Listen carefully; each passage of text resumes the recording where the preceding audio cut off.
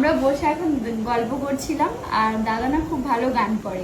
আমার জন্মদিনে দাদা একটা গানও শুনিয়েছিল, খুব ভালো লাগছিল। তাই বলছি দাদাকে একটা দাদার পছন্দ মতো একটা গান শোনাতে। তো শুভরাত্রি, আপনারা কি কেমন আছেন? আশা করি সকলেই ভালো আছেন।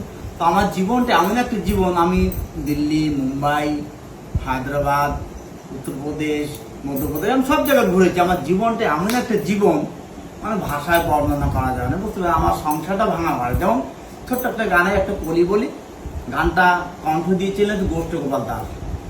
ছোট্ট একটা কলি বলি, ভুল টোটাল আমাকে ক্ষমা করবেন। জীবন নদীর ঘূর্ণি পাকে আর কত কাল বাইবি খেয়াম।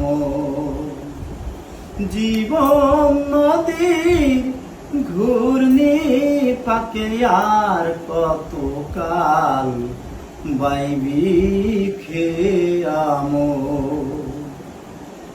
মায়া গড়া জীর্ণ তরি,